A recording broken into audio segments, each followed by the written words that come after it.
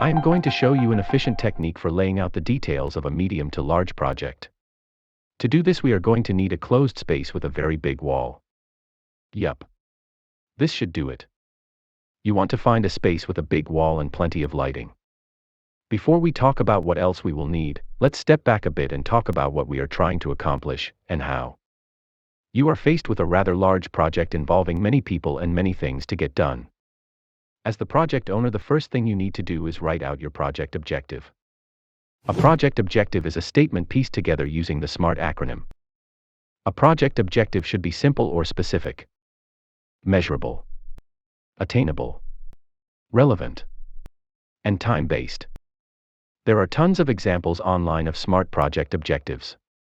Now the project owner has to decide whether to participate in the session as a moderator or as a contributor.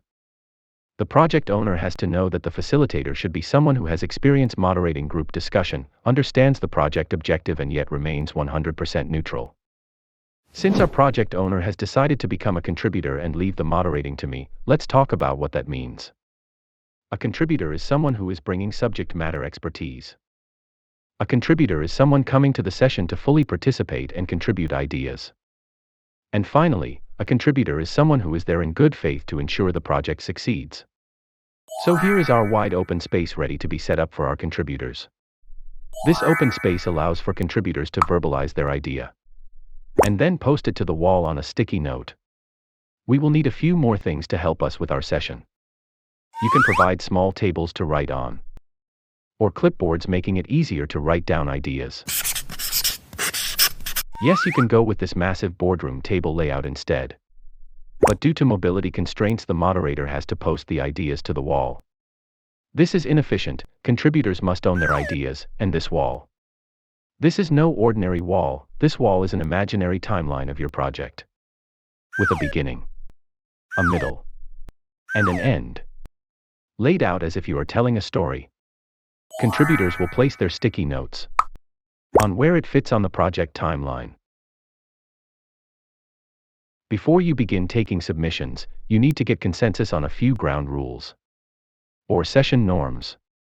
This is a code of conduct established by the participants to maintain harmony. A moderator may come prepared with the standard norms already written down on this chart board. This is not advisable, as participants will question your impartiality. Instead, have a few key norms in mind, and then pose some open-ended questions. For example, ask the participants about the use of cell phones during the session. Quite often the result from this question is that phones be turned off or put on silent.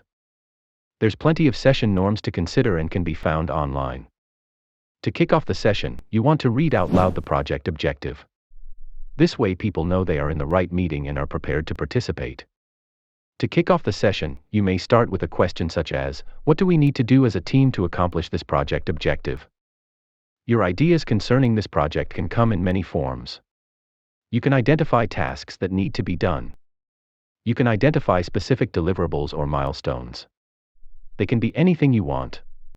They can even be donuts and unicorns. Seriously. Keep the session going even if you are struggling for ideas. Someone once said there's no such thing as bad ideas. Wrong. There's plenty of bad ideas. However, it is not our purpose today to debate or evaluate what is a good idea or a bad idea. Otherwise, we will be here for weeks. Besides, bad ideas often lead us to better ideas. After all contributors have verbalized and posted tasks to their estimated place on the timeline wall, we move next to the Scrum phase.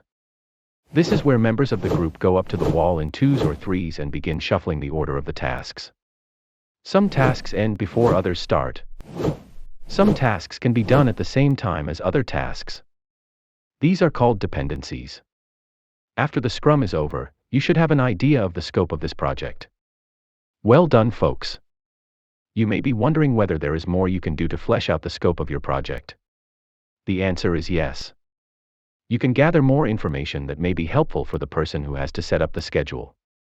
Have contributors write their initials on each task so the scheduler can follow up for any further clarification. During the Scrum, subject matter experts can estimate the duration of this task, which is measured in days. This task has a duration of 5 days. This information identifies the resources that will carry out this task. After the Scrum, you can itemize the various resources and then apply the initials to each task accordingly.